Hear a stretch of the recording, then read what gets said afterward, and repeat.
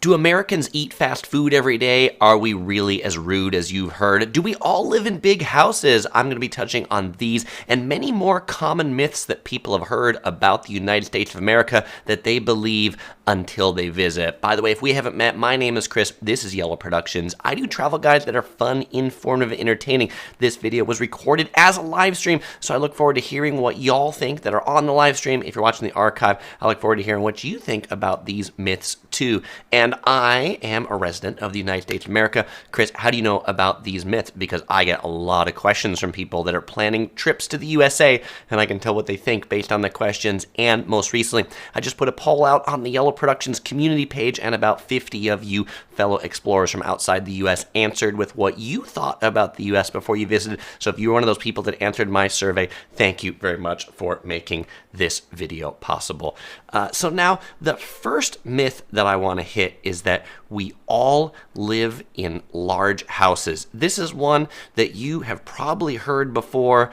And, you know, the thing about living in big houses is that there's the myth that every American lives in a 5-bedroom house with a 2-car garage. What do these houses look like? They look kind of like this. What's this house? This is the Gone with the Wind house, by the way, and it's actually in Culver City, California. If you ever wanted to visit it, you can just walk by it, see it as a movie studio. But the average size of a house, oh, let me put up the numbers here. The average size of a house in the United States of America is 2,500 square feet. 230 square meters for those of you on the metric system, which is most of you probably watching this that aren't in the U.S. Now, 2,500 square feet, 230 square meters, country overall. Now, if you look at California, the state that I'm a resident of, the average house size in California is just 1,625 square feet, or 150 square meters. So significantly smaller when you get towards the urban centers. I think more people in the U.S. have realized that they don't need a big house with farms and chickens, that more people are moving into urban centers, and so we in fact don't all live in huge McMansions. The second myth that people believe about the USA before they visit is that you can drive across the country in just a few hours, that you can easily see all of the USA in just about a week. This one typically comes in the form people ask me and say, hey, Chris, I am trying to visit Washington State, California. I want to get over to New York City, down to Florida, see Disney World, and do it in a week. Can I do that? And people really don't appreciate how big this country is until they visit. If you were to drive from Los Angeles on one side to New York City over here, Google Maps says that would take 42 hours of nonstop driving to get from one side of the country to the other. And if you were to fly, it would take you 6 hours. And so most of our first-time visitors to the U.S. have over-ambitious goals, but I will tell you that cross-country drive, it's a real great one to do if you're planning to do it, to just see all that there is across the country. And so that brings us to the third myth that people have about the USA before they visit, which is that there is nothing to do in the center of the country, that everything worthwhile seeing in the U.S. is on the eastern seaboard with the Atlantic, New York City, Washington, D.C., Florida beaches down the south, or on the west coast from Seattle, Washington up in the north, California, San Francisco, Los Angeles. Maybe people toss Las Vegas there in the west coast too. And I will tell you, there's actually a lot of really great stuff to see in the middle of the country, in particular right here, Mount Rushmore, this mountain with 4 American presidents' faces carved into it. This is in South Dakota. This mountain gets 3 million visitors per year. There's a lot of great stuff to see in the middle of the country. If you've got a lot of time to come to the U.S., I'd recommend a cross-country drive. One of my favorite highways to go across is the Interstate 40, one of the southern highways. Interstate 70 is interesting because you go through a lot of Utah and really unpopulated places. The fourth myth that people believe before they come to the United States is that the USA is going to be either colder than where they're from, or the USA is going to be warmer than where they're from, or the USA is just one temperature, or perhaps that we all have a white Christmas. And for a place that is so big, I mean, the temperatures can range. In the dead of winter in New York City, it's probably freezing.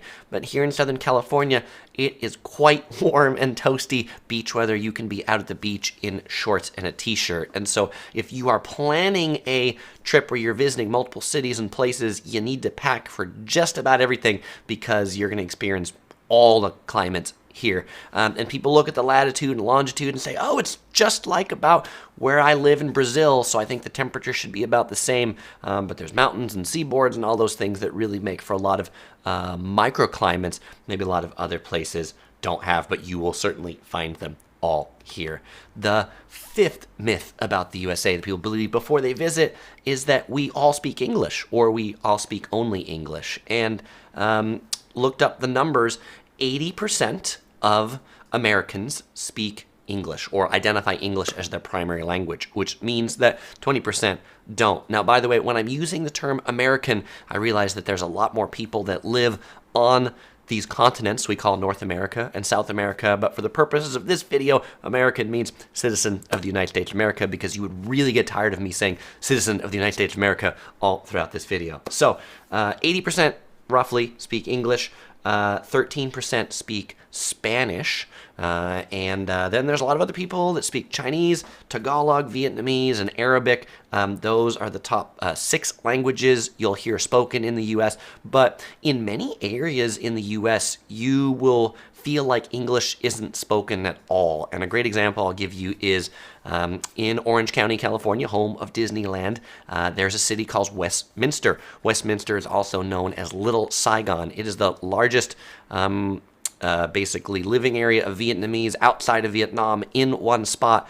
And when I go there, I definitely feel like the outsider. And I go to restaurants to order, the menus in Vietnamese, the billboards are in Vietnamese. And to take my order, somebody else needs to come up because the person running the cash register doesn't speak English. They need to get someone else to do that. A lot of Chinese restaurants, same thing. When they call out the numbers at a dim sum restaurant in Los Angeles, they will often call out numbers for tables in Chinese, ooh-how, ooh-how, ooh-how, as opposed to number 5. And so you better pick up on that really quick. So definitely you'll find a lot of languages spoken here.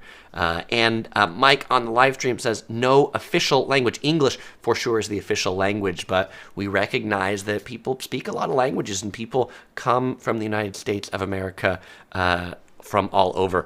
Mike says if you're in El Paso, which is Texas, Spanish is required for sure. A lot of places Spanish is required. My favorite Mexican restaurants, same deal. You're number 42. They'll call out number 42 in Spanish when your order's ready.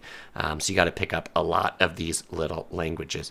Michael says English is my primary language, but I also speak Russian pretty well and learning Spanish. All right, good to go on that one. And Painkiller points out that it was in the 90s today in the San Fernando Valley, which is near Los Angeles for people that aren't familiar with the geography. And it's freezing up in the Northeast, up in New York City.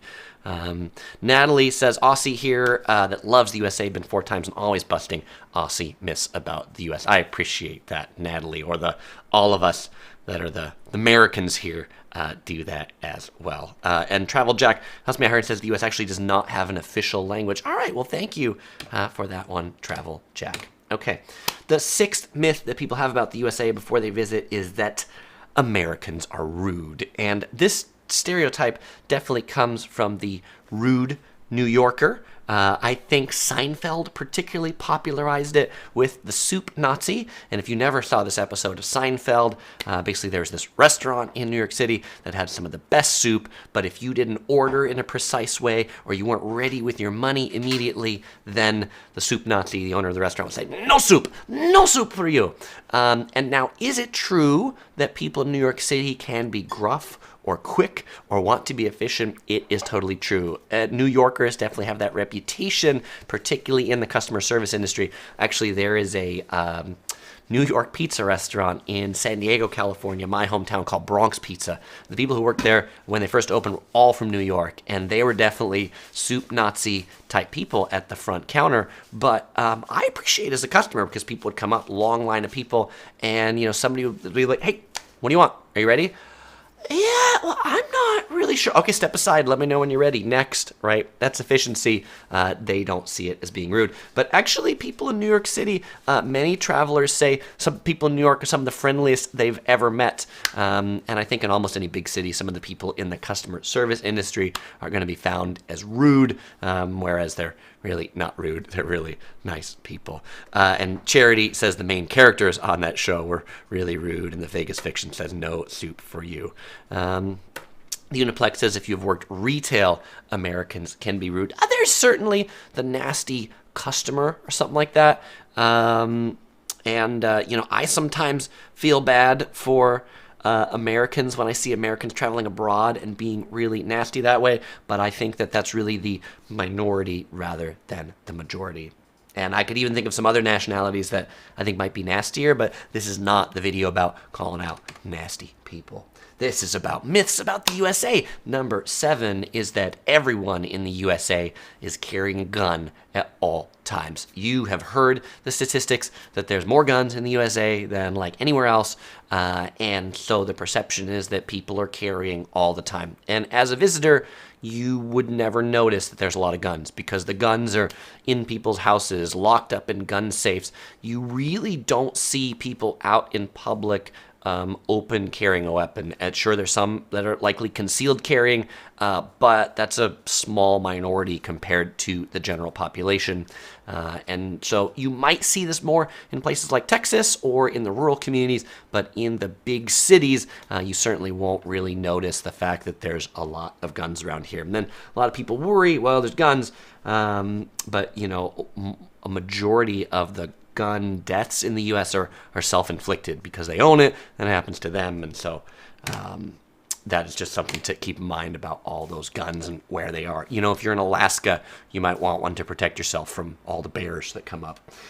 Number 8, the 8th myth that people believe before coming to the USA is that New York City, San Francisco, Los Angeles are beautiful places. And I heard this one from a lot of you fellow explorers when I put out my poll, and I inserted these cities there because people said different cities, but that they had this picture of these places being glamorous, and they got there and they found it was anything but. This is a picture of some dumpsters in Los Angeles, but it could easily be New York City or San Francisco. And one explorer said in relation to New York City, the diversity of people and culture is the distinctive part of New York City, not the dirty, smelly, humid metropolis full of trash and homeless people that it actually is. And so our big cities certainly have their problems. Does it make it someplace that you don't want to go to? No, but there is a myth that they are more glamorous and more nice than they actually are. As urban areas, they get their issues. The 9th myth that people believe about the U.S. before coming here is that insert name of big city, New York City, San Francisco, Los Angeles, are chill or relaxing places to go. And you will find that big American cities are also generally anything but relaxing. We love to go up to Los Angeles. Now, people might say, Chris, but you live in Los Angeles. Orange County, we consider ourselves a separate county from Los Angeles, the home of the happiest place on earth. And so Los Angeles is a distinct place for us that has more traffic and smog and horns, and it is anything but relaxing. A walk through New York City is also anything but relaxing. I think there are a lot more world cities like Paris or Tokyo that can have nice, relaxing spots. You sit out on a Paris street side cafe, it can be really nice. There are many fewer spots in American cities that you can have that same relaxing moment. Leslie says, New York, San Francisco are beautiful cities. Every city has its own issues. You can choose not to focus on the negative and appreciate the positive. Yes, for sure, but I think people have a perspective that every part of it is amazing and sparkling, and that it's the myth, right? It's this imaginary place that there are no problems, and there are. The 10th myth that people have about the USA is that we eat fast food all the time, that it's all burgers and fries all the time. And if you watch Yellow Productions regularly, you'll know I love my In-N-Out burger, but it's not In-N-Out burger and burgers and fries all the time. I find the USA has probably the most diverse food on the planet because so many people have come here and immigrated here, and it's not ethnic food some of it certainly has been localized, but there are enough people from that place that the food caters to them from that place, which I find makes it a lot better. When I go to restaurants of, any particular ethnic flavor, I don't ask the question, hey, what do you think I'd like? But I ask the question, like, what do you like, right? If this is an Indonesian restaurant, what do you like? Because that's actually what I want, not making the thing that you think I'd like. That often ends up being kind of weird. Many of you know I'm half Czech, so my mom comes from the Czech Republic. Lots of Chinese restaurants, but what you'll find at the Chinese restaurants when you go to the steam table Chinese restaurant, that you might get like orange chicken and broccoli beef and some rice. Well, instead of rice in the Czech Republic, it's French fries, because Czechs love potatoes. French fries with your broccoli beef? That's just weird. But anyway, in the US, it is not fast food all the time. Now, we do like our food quick. I will say in the big cities, you will find a preference towards quick service counter order, different from it's all McDonald's. If you're in more of the rural places, you will find things are a bit slower.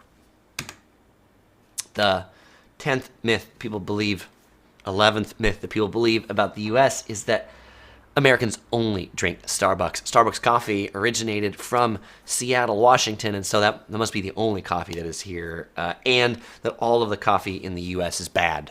I mean, okay, maybe we don't drink Starbucks, we also drink McDonald's, and we drink Dunkin' Donuts, but I will say that in the last few years, we've been having a really big coffee renaissance in the U.S. with a lot of new kind of like boutique hipster coffee spots opening with the pour over coffee and focus on better machines and better ingredients.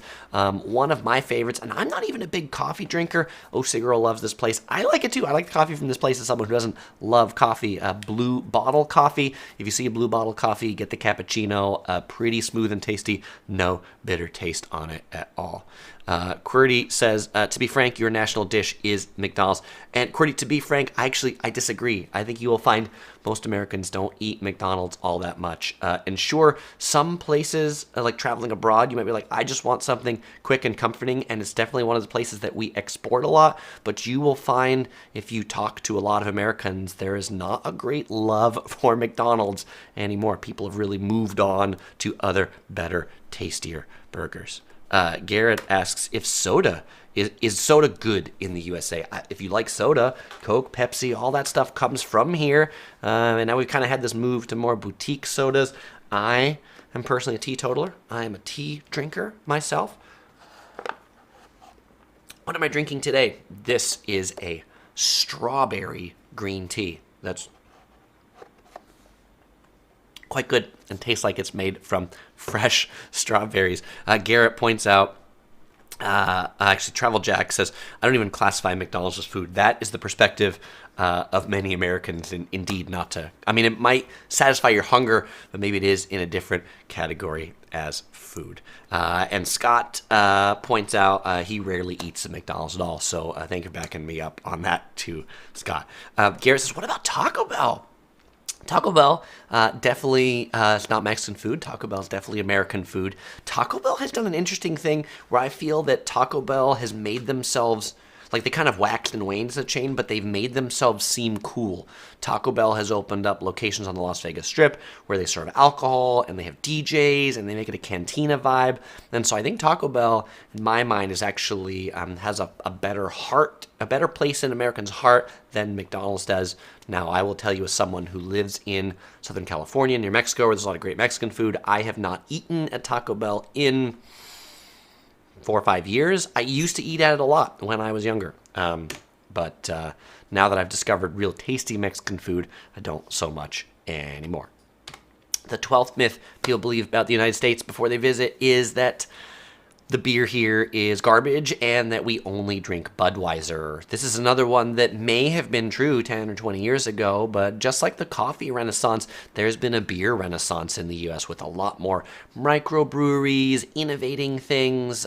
If you visit San Diego in particular, and you like beer, you should definitely check out Stone Brewing, a local brewer in San Diego that's making some pretty good brews, and they have some just really interesting, kind of like beer garden type locations.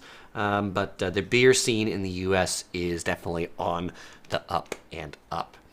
The 13th myth is that the USA does not have its own cuisine. And in fact, there's lots of cuisines that are definitely U.S. originals. In particular, we see here Cajun Creole food down in the South from New Orleans, and certainly it borrows a little bit from French cuisine, but things like gumbo, jambalaya, etouffees, distinctly American, and that you'll get much better renditions of it here than you will other places in the world. Barbecue, in particular, Texas barbecue. Texas barbecue is an institution of its own. If you are going to Texas, if you're near Texas, you need to eat the barbecue in Texas because it is truly that amazing. Now, many parts of the U.S. have their own regional barbecues, like in California. In Central California, we specialize in tri-tip barbecue, which is a certain cut of the beef, but instead of being cooked in a smoker, it's cooked over an open fire in a pit, and they raise and lower the tri-tip and turn it over to cook it, as opposed to cooking it in a smoker. They cook it over that open flame with the actual wood burning. And finally, poke, Hawaiian poke. And you could say, Chris, isn't that like a sushi salad? You know, it's definitely Japanese. There's a Japanese influence to poke, but poke is another distinctively American dish that's been like taking the country by storm and really taking the world by storm. And then on the notion of barbecue, where you decide barbecue is distinctively American, particularly Texas barbecue. Once I was in Stockholm, Sweden, and they were having a Texas barbecue competition in Stockholm, Sweden. So there were all these vendors in Sweden that were making Texas barbecue, and it was good, but it wasn't Texas barbecue.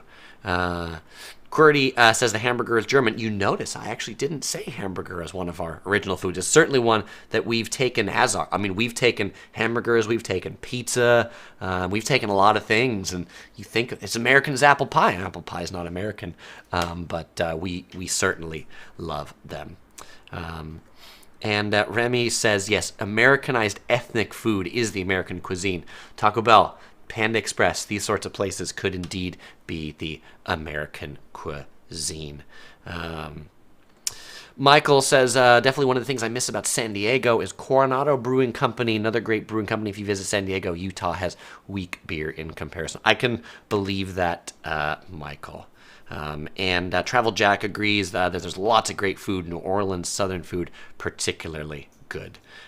Kevin says, I love Kansas City barbecue and North Carolina barbecue. I think a totally fun thing to do if you're coming to the U.S. is have the different regional barbecues as they go. Some barbecues are sweet, some are vinegary, the different meats that they focus on. Of course, if you want to do that, then you need to really like meat. You might be in a meat coma by the end of it. The 14th myth about the USA is that Americans use knives and forks like everyone else. Why is this a myth? It's just something that people don't even really think about it, and so they just assume that in the U.S. we use utensils the same way that Europeans use utensils. And what do I mean by that? Well, in Europe or many parts of the world, you hold the knife and you hold the fork, and you use them both to eat all the time, and they just stay in your hands. And in the USA, we are generally taught as young kiddos, including myself, to when you cut your meat, you pick up your knife with your right hand and you hold your fork in your left, dominant hand, undominant, I'm right-handed. Pick up your knife in your right hand, pick up your fork in your left hand, stab the food with the fork, cut it with the knife, cut it into a few pieces, put the knife down, change hands with the fork, and then you eat with the fork. The knife becomes something to pick up and put down, not as something that you keep in your hand that you also help to kind of move the food on your plate. Also, in a lot of places, there's like etiquette about, hey, when you're done with your food, you can put your knife and your fork in a certain way on your plate. That is really unrecognized or foreign to most American restaurants. So if you're doing that and you're hoping that they'll notice that you're done, you're going to probably be waiting there a long time. Marilee says in Italy they use knife and a fork to eat pizza. They sure do. And then, of course, the Americans that go to Italy to eat pizza were like, I'm just going to get in there with my hands. QWERTY says it seems awkward.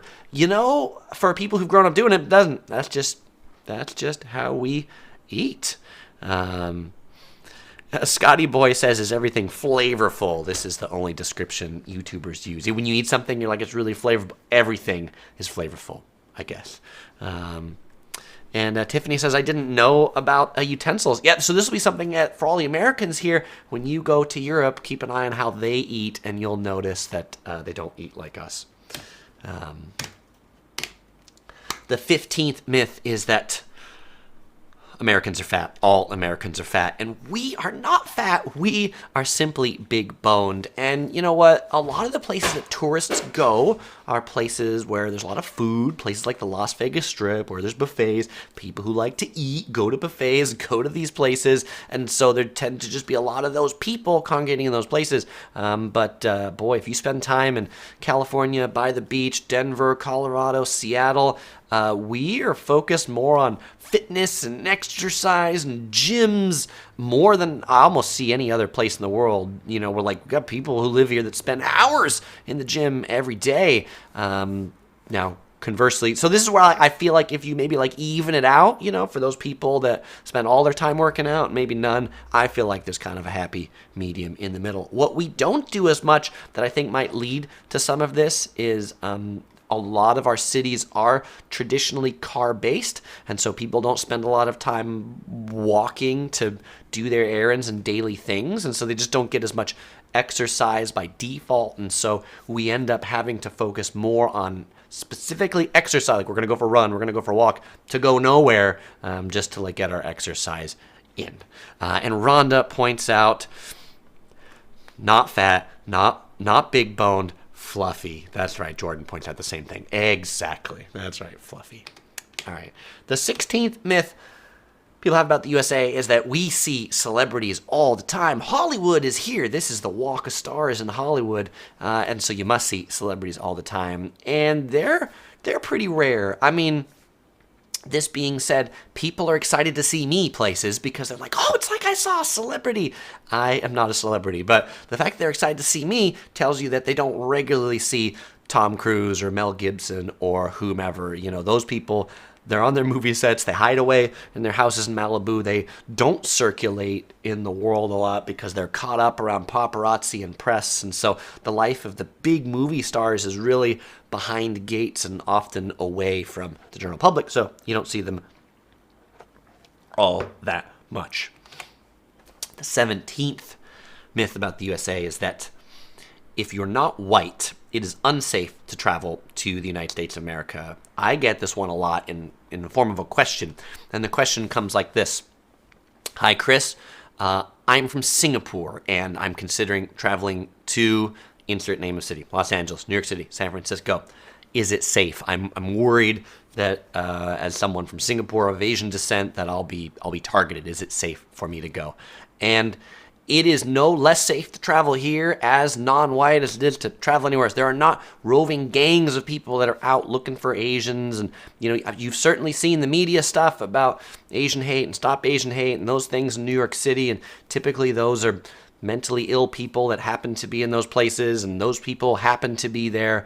Now, there are certainly more crimes that happen to tourists, but it's not because of race. It has everything to do with people who aren't from a place are easy targets.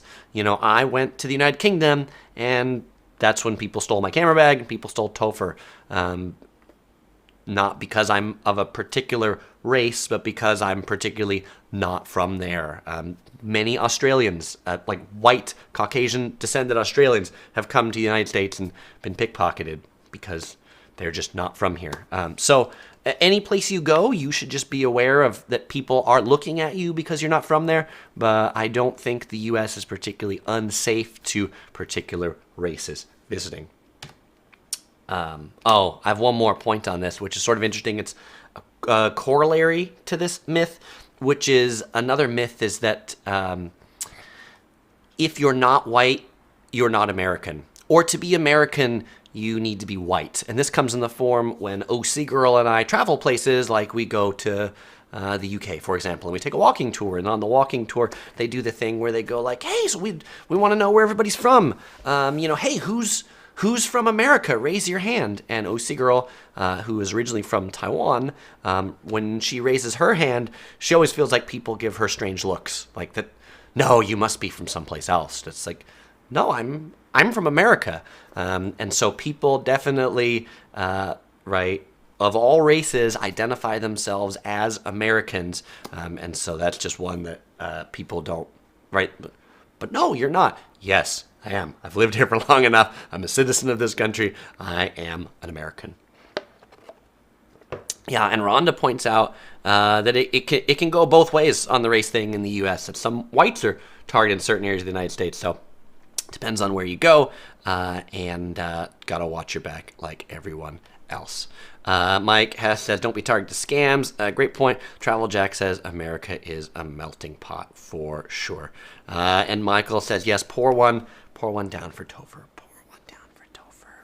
We're still sad about that. All right, I don't mean to bring us down. Okay, let's move on to the next one. The 18th myth is that Americans hate tourists. I think this one comes a lot from maybe the sentiment in Hawaii recently, where a lot of people in Hawaii were like, we don't want any tourists. We got too many people here. Tourists go home. Don't come here. And I think that's a very vocal or loud minority, and the media loves to pick up on it because it's a great news story. A lot of the economy of the U.S. is based on tourism, and so general Americans love tourism. General Americans love people coming to visit our country, spending their money in our country, going back home to tell their friends about how great their vacation was and to visit the U.S. again. And Dean points out, as a white Australian, I had all my camera gear and iPad stolen in Los Angeles. It sucks, Dean. I'm really sorry that happened to you, but thank you for that data point. I appreciate it. And Rhonda points out, I've been to LA a million times, never had anything stolen, but I've been to other parts of the U.S. and had my stuff stolen there, other countries too. Yeah, and Travel Jack brings up tipping. We are going to definitely talk about tipping as one of these, even though tipping really isn't a myth, but something enough people mention that we're going to talk about it.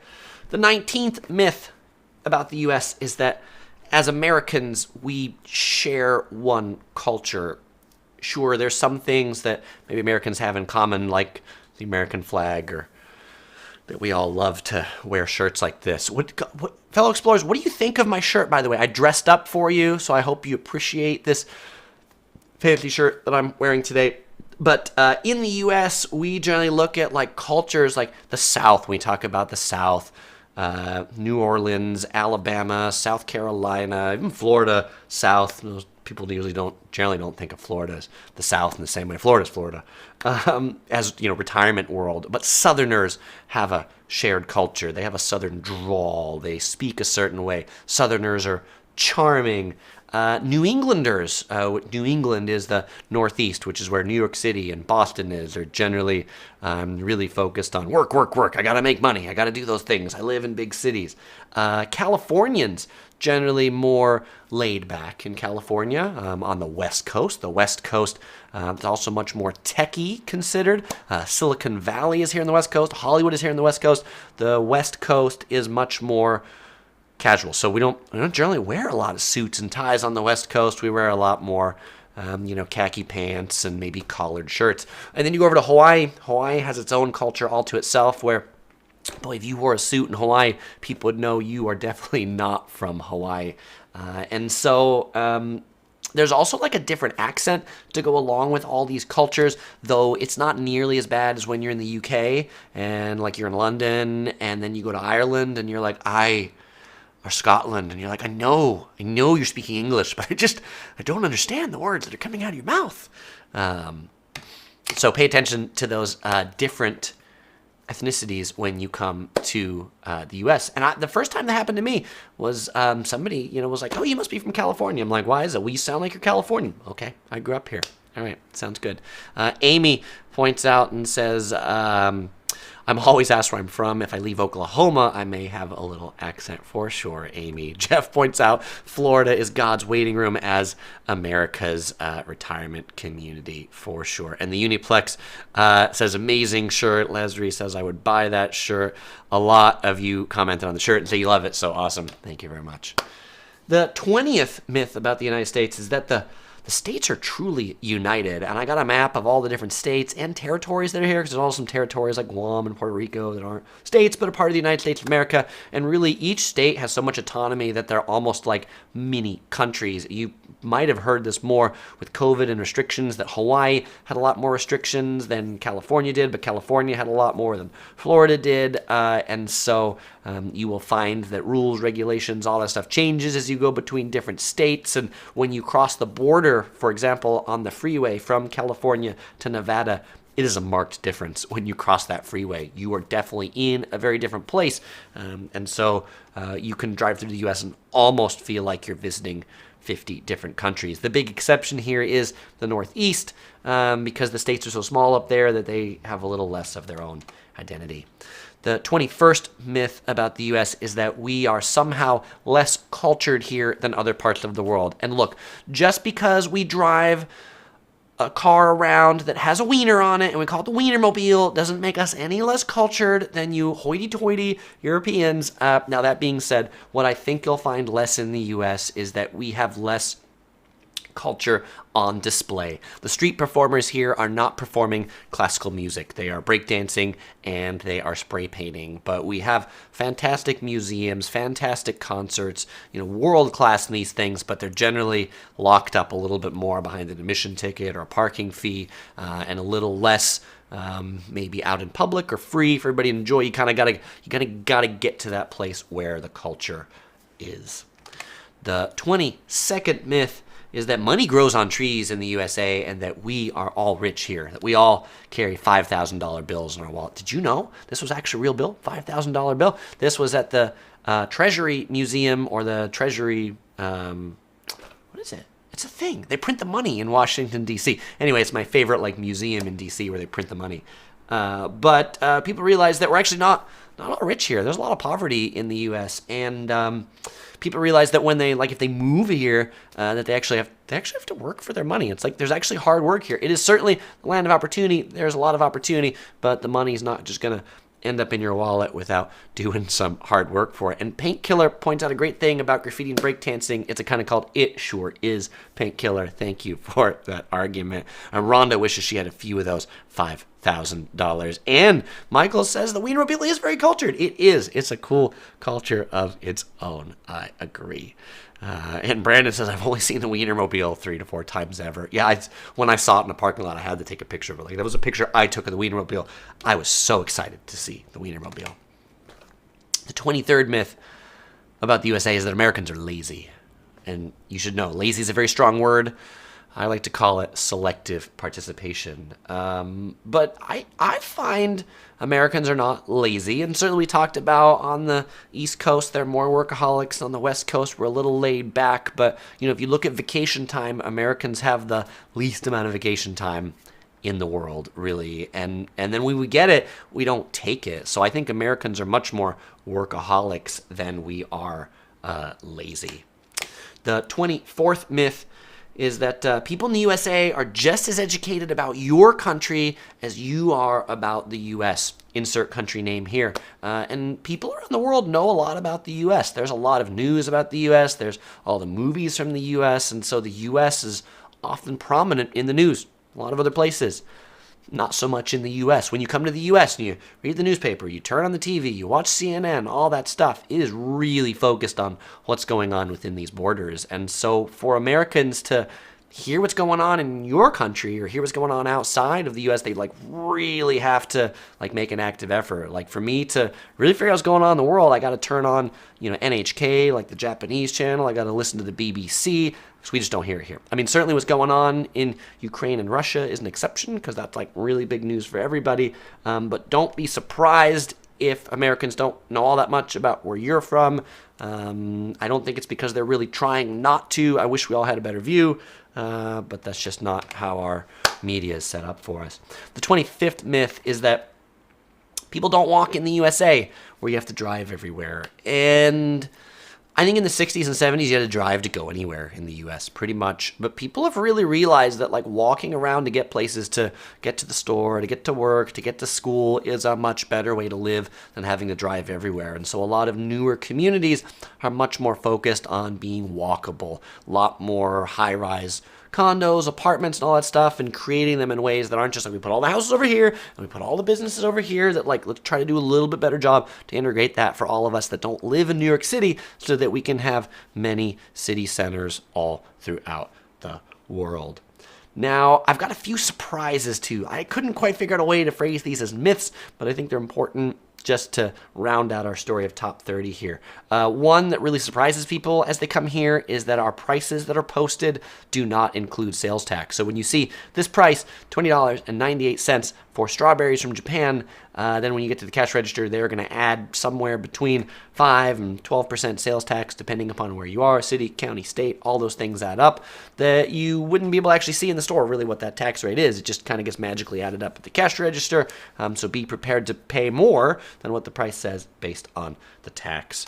The 27th thing here, surprise, is how people are often surprised about how bold the service industry is in asking for tips. And you'll see on this little thing here, they've got like recommended tip amounts. Tip me this, the tip jar. Now with the whole like computer touchscreen things that you sign on the iPad, you know, they flip it over after you order and be like, please fill this out for me as they watch and be like, did you put a tip in there? It is pretty bold. 28th thing that surprises people when they visit the U.S. is how large of an unhoused population we have in our major cities. Los Angeles is no exception. You probably heard the news about Venice Beach having a lot of people living on the border for a while. It's been cleaned up in certain places, but not cleaned up in total. We really struggle with that a lot. The 29th thing that surprises people when they come to the U.S. is the toilet stalls have huge gaps, usually between the doors and from the bottom to the floor. So like you can see the feet of people that are in there. By the way, this is, I want to make this big. I don't think I've shown this picture yet. This is the bathroom at Resorts World. This is the bathroom right next to the food court. I just thought it was super cool because it's got like mirrored balls in it and stuff. And actually their stalls go all the way to the bottom because it's Resorts World is a Malaysian-based company. But the other thing that like often wigs people out is all of the water in the toilet bowl. Apparently our toilet bowls have a lot of water in them. You go to other places and there's a lot less water in them.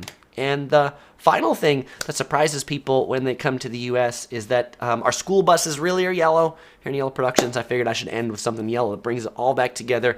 Yes, school buses around the whole country are this color, and I rode on one when I was a kid, so they really do exist. Yes, it's the time you've been waiting for. It's time for the giveaway. All right, fellow explorers, on every live stream, I always give away something. And to win this giveaway, to know the answer to this, you had to have been watching my live stream countdown at the beginning, the 5 minutes, the beginning of the show before we get started. I know there were at least 30 of you on that I saw during this count, so you have a good shot at this, which is I have integrated a new drone shot in that. I finally bought a drone.